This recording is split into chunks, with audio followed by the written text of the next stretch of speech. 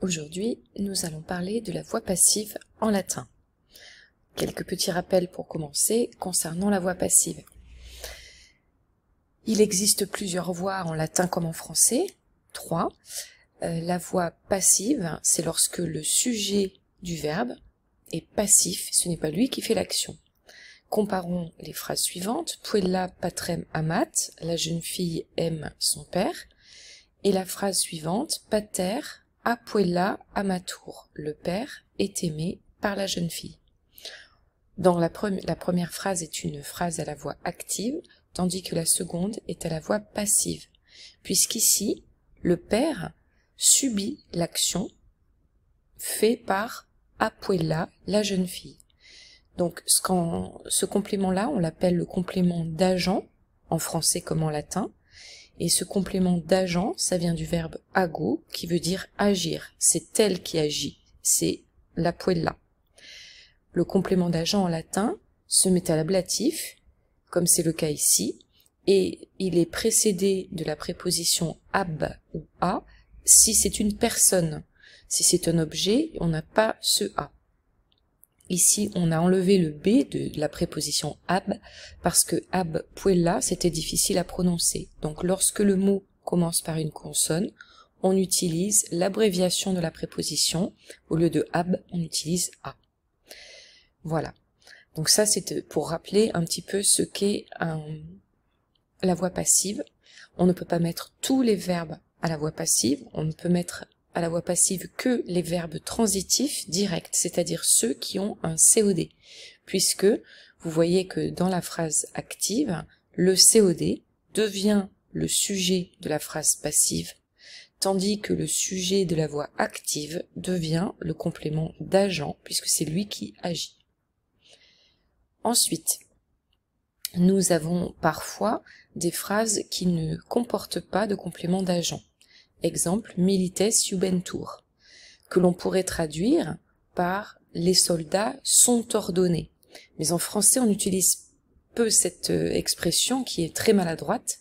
On va plutôt dire on ordonne aux soldats. Donc ça oblige en français à faire une petite gymnastique d'esprit, mais dans d'autres langues, comme en anglais par exemple, on va trouver exactement le même système qu'en latin. En anglais par exemple, soldiers are ordered, hein, on ordonne aux soldats, I've been told, on m'a dit, etc., etc. Alors il existe à la voix passive 6 temps à l'indicatif. Alors nous avons un groupe de temps ici, présent, imparfait, futur, qu'on appelle les temps de l'infectum, parce que ça veut dire que ces temps ne sont pas finis, infectum, et ces temps-là, à la voix passive, vont se fabriquer sur le radical du présent des verbes, et on a un autre groupe de temps qu'on appelle les temps du perfectum, c'est-à-dire les choses qui sont terminées, et qui, elles, alors le parfait, le plus que parfait, le futur antérieur, et à la voix passive, ces temps-là vont se former sur le radical du supin. Voilà par exemple les temps de l'infectum. On remarque que dans les 3 temps, que ce soit le présent, l'imparfait ou le futur, nous avons le même radical, ama, partout, que j'ai mis en noir. Attention, cette petite exception que nous avions déjà à la voix active, amao qui faisait amo, et bien là c'est la même chose, hein, on va avoir à mort. Mais en tout cas, on voit que er, ris, tour, mour, mini et tour sont les terminaisons communes à tous les temps de l'infectum passif. Alors évidemment, il faut quand même distinguer ces 3 temps. Alors pour ça, on va utiliser une marque que j'ai mise en vert, qui est ici un suffixe, qui indique le temps de l'imparfait. Et ce suffixe est exactement le même qu'à la voix active, ba, qu'on va intercaler entre le radical en noir et la terminaison en rouge. Si bien que ça va donner amabar, amabaris, amabatur, etc. Et enfin, au futur, de la même manière, on va avoir un suffixe qu'on va placer entre le radical et la terminaison toujours. Et ce suffixe, c'est bo, bé, bi, bou. Alors attention, ça c'est valable uniquement pour les verbes du premier et du deuxième groupe, parce que vous vous rappelez peut-être que le futur pour les autres verbes se faisait tout à fait différemment. Il n'y avait pas de suffixe, pardon, mais il y avait un changement de voyelle. Et donc pour les autres verbes, on va avoir exactement la même chose, c'est-à-dire dit car, dit kéris, dit kétour, dit kémour, dit kémini, dit kentour. Pour les autres verbes de la troisième mixte et de la quatrième, ça va fonctionner pareil qu'ici. Concernant le passif des temps du perfectum, nous avons une structure tout à fait différente, comme vous pouvez le voir sur le tableau. Les temps du perfectum au passif sont formés sur le radical du supin.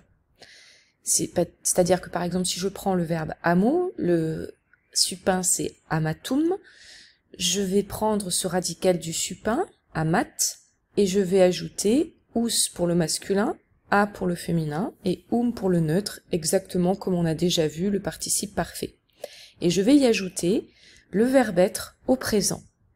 Si bien que pour traduire « je fus aimé », je vais dire « amatus sum » si sum est un garçon, « amata sum » si c'est une fille, « amatum sum » si c'est du neutre.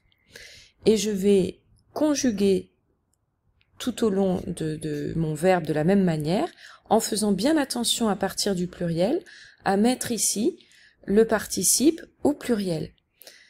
Nous fûmes aimés, si nous sommes des garçons, on va dire amati sumus, ou pour des filles amatae sumus, ou pour du neutre amata sumus. C'est-à-dire qu'on va accorder le participe au sujet, exactement comme on fait en français. Vous voyez ma traduction, je fus aimé et, mais on écrit e si c'est une fille. Donc amatus sum si c'est un garçon, amata sum si c'est une fille. Voilà, donc vous connaissez déjà les deux parties de ce verbe, ça ne sera pas difficile à apprendre.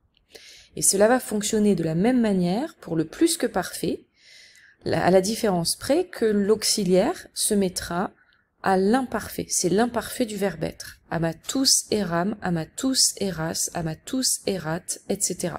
En faisant bien attention, toujours pareil, à bien accorder le participe au sujet, donc ici je l'ai mis au masculin, amatus eram, mais si c'était du féminin, ce serait évidemment amata eram. Et de la même manière, au pluriel, amati eramus, nous avions été aimés, eh bien ça sera amatae eramus si ce sont des filles. Et pour le futur antérieur, le système est le même, mais on va mettre l'auxiliaire au futur, c'est le futur du verbe sum. Ero, eris, erit, erimus, eritis, erunt.